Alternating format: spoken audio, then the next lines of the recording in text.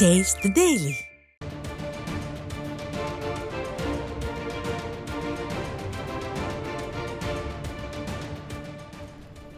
நாமக்கல் மாவட்டம் திருச்செங்கோட்டில் முன்னாள் அமைச்சர் தங்கமணி ஏற்பாட்டில் 1000க்கும் மேற்பட்டோர் அதிமுக பொதுச் செயலாளர் எடப்பாடி கே பழனிசாமி முன்னிலையில் அதிமுகவில் இணையும் நிகழ்ச்சியில் கழக பொதுச் செயலாளர் உரையாற்றி வருகிறார். அந்த காட்சிகளை நேரலையாக பார்க்கலாம். கருத்துக்களை சொன்னார்கள். அனைத்து இந்திய அண்ணா திராவிட முன்னேற்ற கழகத்தை பொறுத்த வரைக்கும் சாதாரண தொண்டன் கூட உயர்ந்த பதவிக்கு வரக்கூடிய ஒரே கட்சி அனைத்து இந்திய அண்ணா திராவிட முன்னேற்ற கழகம். இந்த கட்சிக்கு விசுவாசமாக, தலைமைக்கு விசுவாசமாக, மக்களுக்கு சேவை செய்கின்றவர்கள் நிச்சயமாக உயர்ந்த நிலைக்கு வர முடியும். அதில் எந்தவித ஒரு மாற்று கருத்தும் கிடையாது. ஆகவே இங்கே வந்திருக்கின்ற பல்வேறு கட்சியிலிருந்து விலகியும் பல்வேறு அமைப்பிலிருந்து விலகி தங்களை இன்றைய தினம் அனைத்து இந்திய அண்ணா திராவிட முன்னேற்ற கழகத்தில் இணைத்துக் கொண்டுள்ள அத்தனை பேரும் எதிர்காலத்திலே பல்வேறு பொறுப்புகள் வருவதற்கு உங்களுக்கு வாய்ப்பு நிறைய காத்து கொண்டிருக்கின்றன.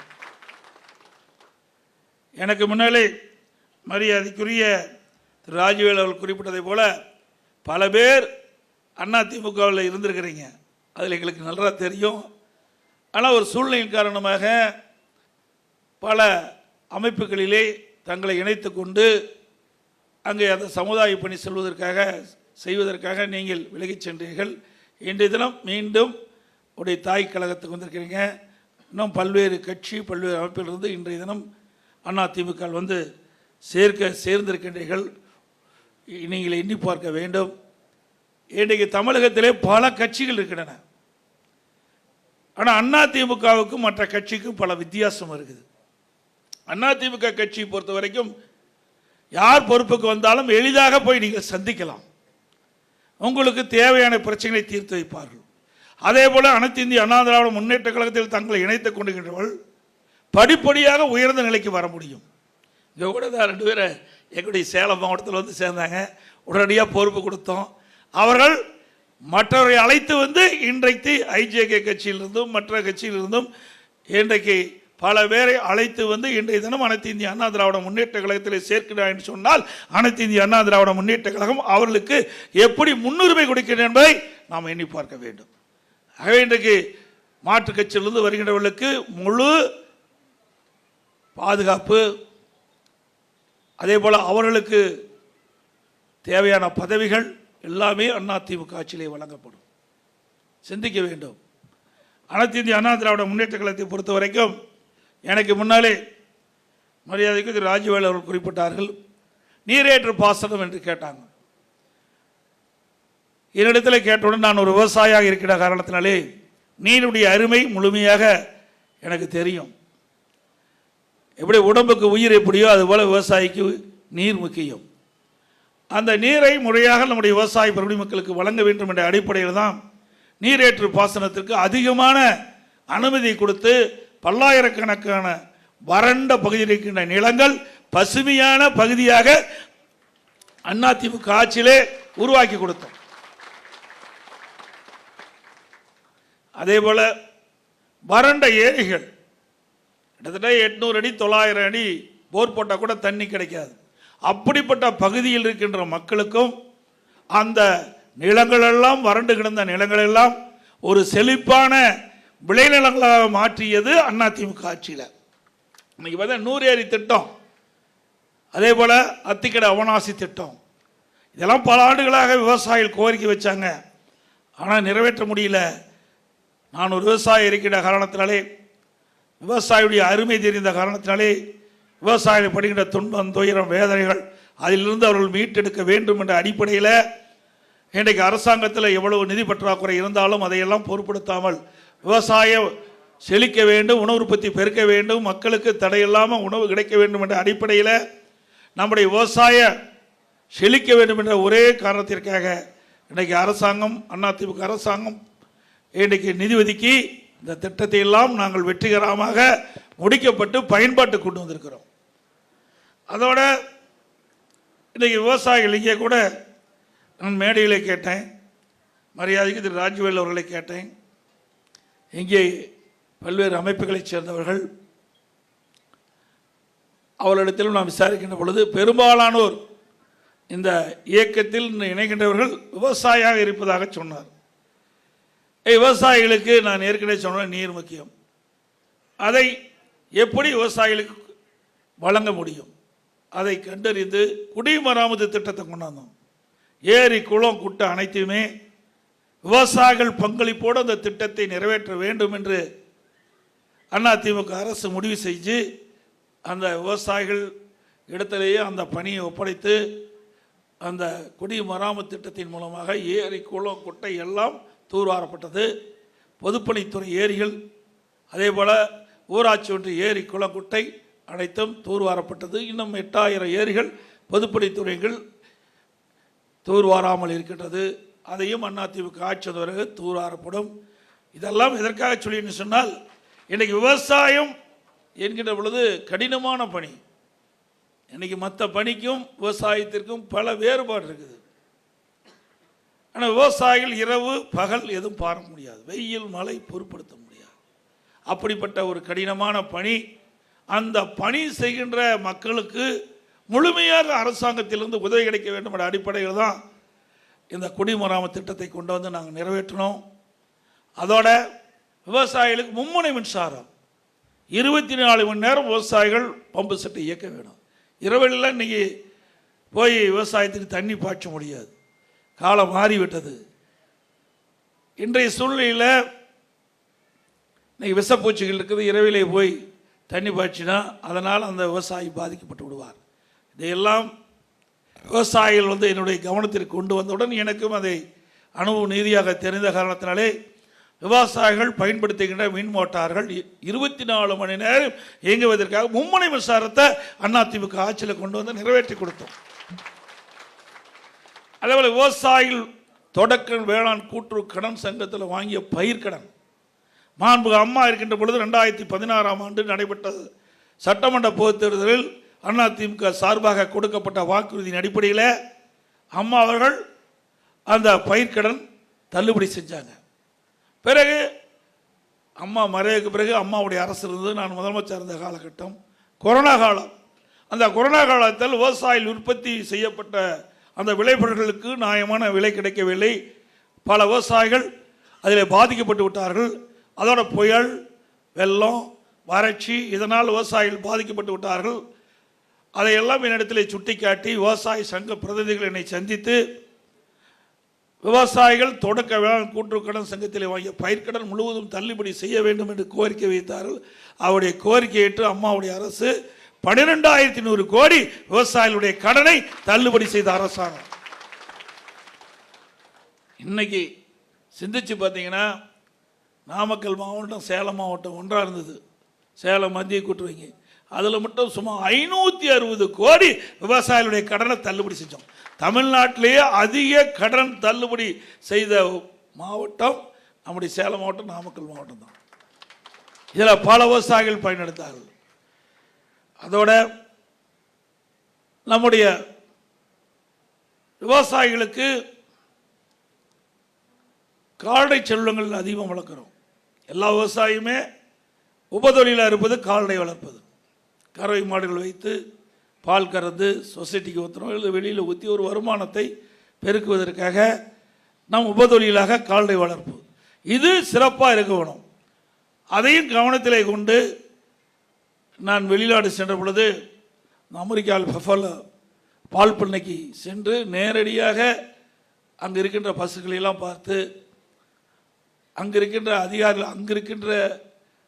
அதிகாரிகளோடு கலந்து ஆலோசித்து அங்கே இருக்கின்ற பசு ஒரு நாளைக்கு 65 லிட்டர் பால் கொடுக்குது. ஒரு பசு ஒரு நாளைக்கு 65 லிட்டர் பால் கறக்குது. அந்த பஃபலோ பால் பண்ணையில் மட்டும் ஒரு நாளைக்கு 1,36,000 லிட்டர் பாலை உற்பத்தி பண்ணுறாங்க அங்கே இருக்கின்ற பசு மூலமாக. இதை ஏன் நம்முடைய விவசாயிகளுக்கு கொடுக்கக்கூடாது? ஏன்னா நம்முடைய விவசாயிகள் வளர்க்கின்ற கலப்பின பசுக்கள் கூட ஒரு 15 லிட்டர் தான் ஒரு நாளைக்கு பால் கொடுக்கின்றது.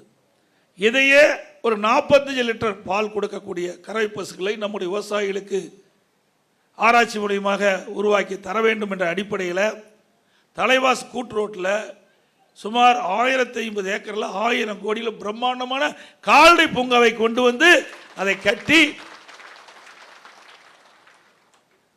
கிட்டத்தட்ட 95% பணி முடிஞ்சது. எஞ்சிது 5% இருந்தது. ஆட்சி மாற்றம் ஏற்பட்டு விட்டது. இன்று வரை அவர்கள் பயன்பாட்டுக்கு கொண்டு வரல. நான் முறையாக அவரிடத்தில் பல முறை சட்டமன்றத்தில் பிரதான எதிர்க்கட்சி முறையில் முதலமைச்சருடைய கவனத்தை கொண்டு வந்து அழுத்தம் கொடுத்த காரணத்தில் போன ஆண்டு திறந்தாங்க, அப்படியே விட்டுட்டாங்க. ஆனால் அதில் கால்நடை மருத்துவக் கல்லூரி நான் இருக்கும்போதே திறந்துட்டேன். அந்த ஆராய்ச்சி நிலையத்தை மட்டும் திறக்கலை. இப்படி ஆராய்ச்சி நிலையத்தை திறந்தால் அந்த ஆராய்ச்சி நிலையத்தின் மூலமாக கிட்டத்தட்ட ஒரு பசு 45 லிட்டர் பால் கொடுக்கக்கூடிய கரை பசை உருவாக்கி நம்முடைய விவசாயிகளுக்கு இலவசமாக கொடுத்துருப்போம், விவசாய தொழிலாளிக்கு கொடுத்துருப்போம். இதனால் 2 பசு வளர்த்தினாவே ஒரு விவசாயிகளுக்கு மாதந்தோறும் ஒரு வருமானம் வந்துட்டு இருக்கும். அதே போல் விலை ஆடுகள், இன்றைக்கி நம்ம வளர்த்துற ஆடு 20 கிலோன்னா ஆராய்ச்சி நிலையத்தின் மூலமாக உருவாக்கப்பட்ட அதே ஆடு ஒரு வருஷத்தில் 40 கிலோ எடை கிடைக்கும். கோழி வளர்ப்பு, பன்றி வளர்ப்பு, மீன் வளர்ப்பு, இதெல்லாம் விவசாயிகளுக்கு கொடுக்கப்பட்டு விவசாயிகள் பொருளாதாரத்திலே மேம்பாடு அடைய வேண்டும். விவசாயம் மட்டும் செய்து வந்தால் போதாது, விவசாயத்தை சார்ந்த இந்த தொழில்களும் விவசாயிகளுக்கு வழங்க வேண்டும் என்ற அடிப்படையில் தான் இதெல்லாம் கொடுத்தோம். அது மட்டும் இல்லை, அந்த விவசாயிகளை ஒவ்வொரு மாவட்டத்தில் இருக்கிற விவசாயிகளும் கால்நடை பூங்காவுக்கு அழைத்து வந்து அவர்கள் தங்குவதற்கு இடம், அதே போல் மிகப்பெரிய அரங்கம், அந்த அரங்கத்தில் நம்முடைய பசுக்கு என்னென்ன நோய் வருது, அந்த நோய் எப்படி தாக்குது, அதை எப்படி குணப்படுத்துவது, அதையெல்லாம் நம்முடைய விவசாயிகளுக்கு விளக்குவதற்காக 2 நாள் அங்கே தங்கி பயிற்சி கொடுப்பது. கோழிக்கு எப்படி நோய் தாக்குது, ஆடு வளர்க்கின்ற பொழுது என்னென்ன நோய் தாக்கப்பட்டு ஆறு எடுக்கிறது, இதையெல்லாம் நம்முடைய விவசாய மக்களுக்கு தத்துரூபமாக காட்சிப்படுகின்ற சூழ்நிலையெல்லாம் உருவாக்கி அந்த கால்நடை பூங்கா என உருவாக்கணும். அதை நேரடியாக நானே பார்த்து அந்த கட்டடத்தை கட்டினேன். வேணுமெனே திட்டமிட்டு விவசாயிகளுக்காக கொண்டு வந்த அற்புதமான திட்டத்தை இந்த அரசு முடக்கி வைத்திருக்கின்றது. நீங்கள் எல்லாம் இப்பொழுது இங்கே வந்திருக்கிறீங்க. உங்களுடைய ஆதரவோடு அடுத்த ஆண்டு நடைபெற சட்டமன்ற தேர்தலில் வெற்றி பெற்று இந்த கால்நடை பூங்கா மிக பிரம்மாண்டமாக இருக்கின்ற சூழ்நிலை உருவாக்கி ஆசியாவிலேயே மிகப்பெரிய கால்நடை பூங்கா, இந்தியாவில் ஆசியாவிலேயே மிகப்பெரிய கால்நடை பூங்கா அந்த தலைவாசலில் அமைக்கப்பட்டது. அது மட்டும் இல்லை, நம்முடைய விவசாயிகள் கலப்பிட பசு வளர்க்குறாங்க, அதே போல் நாட்டு மாடு வளர்க்குறோம். எந்த மாட்டில் நாட்டு மாடு கன்று குட்டி, காங்கிங்காலை வேணா காங்கிங்காலை, அதே போல் கிடேரி வேணா கிடேரி, காலை வேணா காலை, கலப்பின பசுக அதுக்கு என்ன கன்று வேணுமோ அந்த கன்று ஈண்டு கொடுக்கின்ற அளவிற்கு அந்த திட்டத்தை நான் கொண்டு வந்து ஊட்டியில் 50 கோடி ரூபாயில் ஒதுக்கப்பட்டு அந்த பணி துவங்கிச்சு பாதியிலே நிறுத்திட்டாங்க. ஆக விவசாயிகளுக்கு எந்தெந்த விதத்தில் அவர்களுக்கு வருமானம் கிடைக்க வேண்டும், எந்தெந்த விதத்தில் அரசு அவர்களுக்கு உதவி செய்ய வேண்டும் என்றெல்லாம் கண்டறிந்து அதை செயல்படுத்திய அரசாங்கம் அனைத்து இந்திய அண்ணா திராவிட முன்னேற்ற கழக அரசாங்கம் என்பதை இந்த நேரத்தில் மகிழ்ச்சியோடு விவசாயிகளுக்கு தெரிவித்துக்கிறேன். அது மட்டுமல்ல, எங்கே கைத்தறி நெசவாளர்கள் அவர்களுக்கும் பல்வேறு திட்டங்களை கொண்டு வந்து நிறைவேற்றி கொடுத்துருக்கிறோம். விசத்தறி அவர்களுக்கும் பல்வேறு திட்டங்களை கொண்டு வந்து நிறைவேற்றி தந்திருக்கிறோம். இன்றைக்கு அனைத்து இந்திய அண்ணா திராவிட முன்னேற்ற கழகத்தை பொறுத்த வரைக்கும் எல்லா சமுதாய மக்களுக்கும் தேவையான அடிப்படை தேவைகளை செய்து கொடுத்த அரசாங்கம் அதிமுக அரசாங்கம் என்பதை இந்த நேரத்தில் தெரிவித்து, அதேபோல் இன்றைக்கு தமிழகத்திலே திருச்செங்கோடு சட்டமன்ற தொகுதியில் தான் அதிகமான நன்மைகளை பெற்றிருக்கிறேன். இன்றைக்கி தமிழ்நாட்டில் பல சட்டமன்ற தொகுதி இருந்தாலும் அதிமுக ஆட்சியில் அதிகமாக நன்மை பெற்ற தொகுதி திருச்செங்கோடு சட்டமன்ற தொகுதி.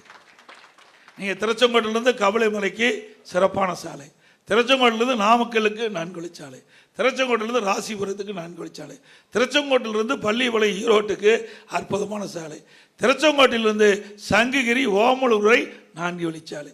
வேற எந்த தொகுதியிலையும் இப்படிப்பட்ட சாலை விரிவாக்க பணி நடைபெறவில்லை. பல ஆயிரக்கணக்கான கோடி இந்த தொகுதிக்கு தான் செலவழிக்கப்பட்டு அதன் மூலமாக இந்த பகுதி மக்கள் அதிகமாக நன்மை பெற்றிருக்காங்க.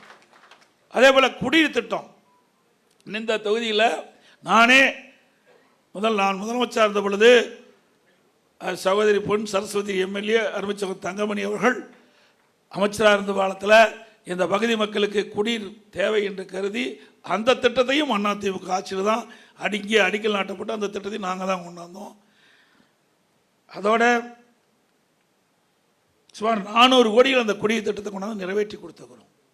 ஆகிய சாலை வசதி, குடிநீர் வசதி, அதுபோல் அதிமுக ஆட்சி இருக்கின்ற பொழுதுதான் இந்த நாமக்கல் மாவட்டம் திருச்செங்கோடு சட்டமன்ற தொகுதியில் அதிகமான கல்லூரிகளை திறந்தோம், அதிகமான பள்ளிகள் திறக்கப்பட்டன. வேற எந்த ஆட்சியிலையும் கிடையாது. சிந்திச்சு பாருங்க. இன்றைக்கு நம்முடைய பகுதி வளர்வதற்கு காரணம் அனைத்து இந்திய அண்ணா திராவிட முன்னேற்ற கழக அரசு, பொன்மனச்செம்மல் புரட்சித் தலைவர் எம்ஜிஆர் காலத்திலும் சரி, மாண்புமிகு அம்மாவுடைய காலத்திலும் சரி, அம்மா மறைவுக்கு பிறகு அம்மாவுடைய அரசும் சரி, அதிகமான கல்லூரிகள் இந்த மாவட்டத்திலே திறக்கப்பட்டன. அதனால் இந்த மாவட்டம் கல்வியிலே ஒரு சிறந்த மாவட்டமாக இன்றைக்கு விளங்கி கொண்டிருக்கின்றது. நம்முடைய பகுதியில் இருக்கின்ற இளைஞர்கள் அதிக அளவில் உயர்கல்வி படிக்கக்கூடிய வாய்ப்பை அதிமுக அரசு உருவாக்கி கொடுத்தது. இங்கே கூட நான் வரும்போது சொன்னாங்க, இன்றைக்கு அந்தனாரீஸ்வரர் கோயிலிருந்து அந்த நிதியிலிருந்து கல்லூரி கட்டப்பட்டதா சொன்னாங்க. ஏற்கனவே நான் குறிப்பிட்டிருக்கிறேன். அப்போ இந்த அமைச்சர்லாம், திமுக அமைச்சர்லாம் ஏதோ பேசுனாங்க. இதுக்கு உள்ளே போகக்கூடாது என்று இருந்தாலும் கூட இதற்கென்று ஒரு துறை இருக்குது, உயர்கல்வித்துறை இருக்குது. அந்த உயர்கல்வித்துறையில் பல கல்லூரிகளை திறக்கலாம். அதிமுக ஆட்சியில் 10 ஆண்டுல 68 கலை மற்றும் அறிவியல் கல்லூரி கொடுத்தோம். 68 கலை மற்றும் 21 பாலிடெக்னிக் கல்லூரி கொடுத்தோம். 5 கால்நடை மருத்துவக்கல்லூரி ஆராய்ச்சி நிலையம், 4 வேளாண் கல்லூரி, 4 பொறியியல் கல்லூரி, இப்படி பல கல்லூரிகளை உயர்கல்வி மூலமாக, அது உயர்கல்வித்துறை என்ற ஒரு துறை இருக்கின்றது. அந்த துறையின் மூலமாக இதை நம்முடைய இளைஞர்களுக்கு கொடுத்தோம். திறந்த கல்லூரியை திறந்து இன்றைக்கு நம்முடைய இளைஞர்கள் பட்டப்படிப்பு படிக்கக்கூடிய சூழ்நிலை நாங்கள் உருவாக்கி தந்தோம். அது மட்டும் இல்லை, ஒரே வருஷத்தில் 11 அரசு மருத்துவக் கல்லூரி கொண்டாந்தோம். நாமக்கல்ல பிரமாண்டமான அரசு மருத்துவக் கல்லூரி மருத்துவம், அதே போல் சட்டக்கல்லூரி நாமக்கல்ல நாங்கள் தான் கொண்டு வந்தோம். இதையெல்லாம் இந்த மாவட்ட மக்களுடைய வளர்ச்சி, அதோட இந்த அறநிலைத்துறையின் மூலமாக இன்றைக்கு தொடர் செலவு ஆகிருக்குது. இந்த தொடர் செலவுனால அந்த கோயிலுடைய பராமரிப்பு குறையும். ஏன்னா அந்த நிதியிலிருந்து தான், அறநிலைத்துறையில் அந்தந்த கோயிலுக்கு நிதியிலிருந்து தான் அவர்கள் செலவழிக்கப்படுது. அதைத்தான் இங்கே இருக்கிற மக்கள்லாம் குறிப்பிட்டாங்க.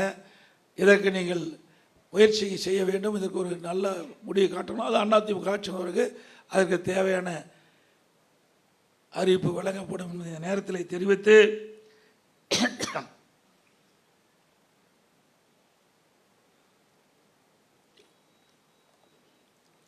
இன்றைய தினம் அனைத்து பல்வேறு கட்சியிலிருந்து விலகி,